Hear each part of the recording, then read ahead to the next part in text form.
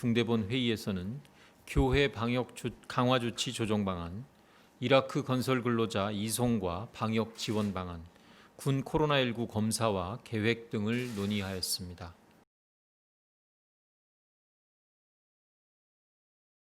코로나19의 고위험군인 노인, 기저질환자 등과 밀접하게 접촉하는 직군에 종사하시는 분들께서는 호흡기 증상 또는 발열 등 의심 증상이 있으면 출근하지 마시고 신속히 검사받기를 요청드립니다.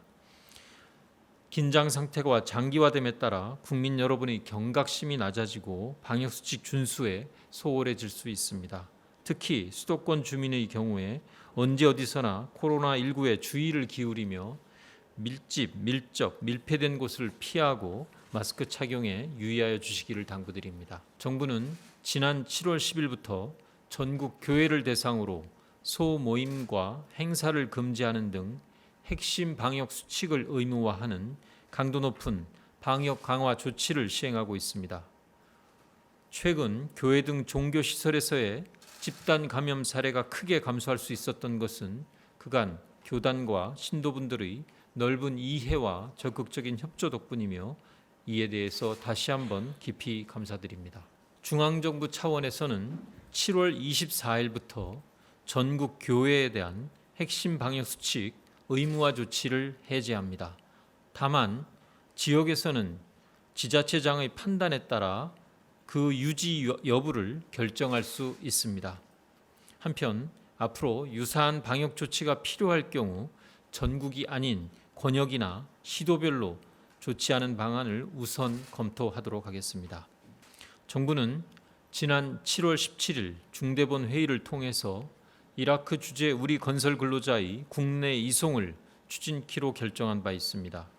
이에 따라 관계부처 지원단을 구성하고 정부 항공편을 마련하는 한편 격리를 위한 임시 생활시설 운영을 준비해 왔습니다. 수요 조사를 거쳐 우선 총 297명의 근로자가 귀국하기로 하였으며 군용기 2대를 통해 7월 23일 오후 바그다드를 출발하여 7월 24일 오전 인천공항에 도착할 예정입니다. 귀국 과정에서 기내 감염을 예방하기 위해 탑승 전에 유증상자와 무증상자를 분리하고 좌석의 60% 이하로 탑승하도록 합니다. 입국 후에는 모든 승객에 대하여 진단검사를 실시하고 음성이 확인되더라도 별도로 마련된 임시생활시설에서 2주간 격리하여 지역사회로의 확산을 철저히 차단할 것입니다. 최근 이라크에서 귀국한 우리 건설 근로자 가운데 확진자가 발생하여 자칫 지역사회로 감염이 확산되지 않을까 염려가 있을 줄로 압니다. 그러나 먼 이국 땅에서 감염 위험에 무방비로 노출된 우리 국민들이 안전히 귀국할 수 있도록 돕고 안심하며 진단검사와 치료를 받을 수 있는 환경을 제공하는 것은 국민의 생명과 건강을 보호해야 되는 국가의 가장 기본적인 책무입니다. 국방부와 중앙방역대책본부는 코로나19의 국내 유입을 사전에 차단하고 청년층 남성을 대상으로 코로나19 감염 감시 체계로 활용하기 위해 군 입영 장병에 대해 코로나19 검사를 실시해 왔습니다. 지난 5월 셋째 주부터 7월 둘째 주까지 총 8주간 입영장병 46,835명에 대해 전수검사를 실시한 결과 1명이 양성 판정을 받은 경우를 제외한 나머지 모두는 음성으로 판정되었습니다.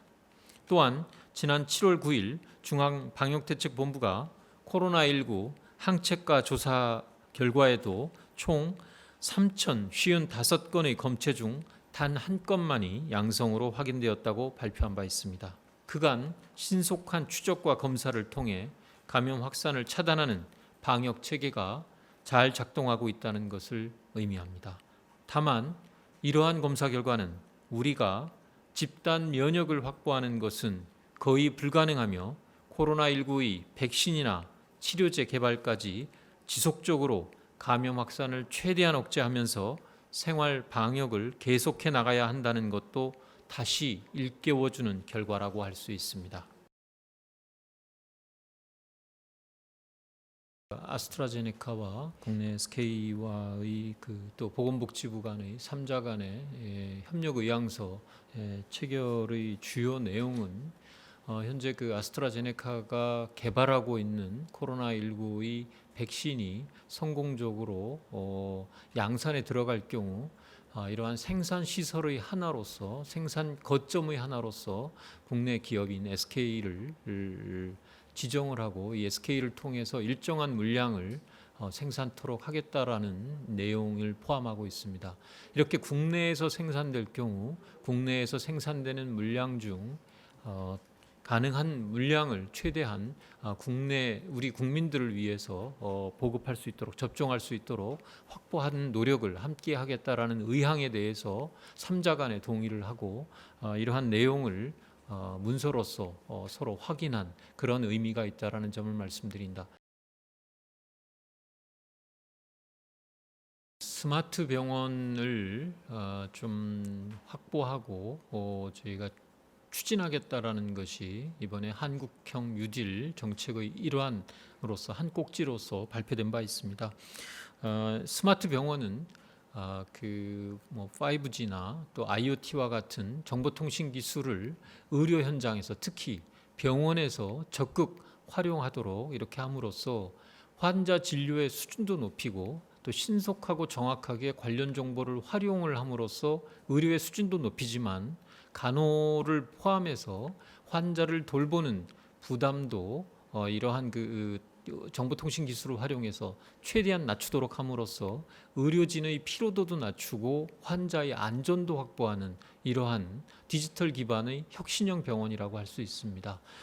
금년도부터 저희가 7월 중에 우선 금년도에 추경으로 확보된 3차 추경을 통해서 확보한 예산을 통해서 3군데의 병원을 공모를 통해서 지정을 하려고 합니다. 그리고 매년 지정을 통해서 2025년까지 모두 18개의 병원을 스마트 병원 일종의 선도 병원으로 지정을 해서 이를 통해서 우리 병원의 기존의 문화와 좀 체제를 보다 디지털 기반의 혁신적인 병원으로 끌어올릴 수 있는 이러한 노력을 기울이고자 합니다. 이를 통해서 국민들께는 보다 안전하고 그리고 수준 높은 의료를 제공하고 의료진들에게는 보다 부담을 덜고 환자 진료나 간호에 있어서의 부담이 최소화되면서도 안전성을 높이고 안심할 수 있는 이런 병원으로 발전시킬 수 있는 이러한 모델들을 찾고자 합니다.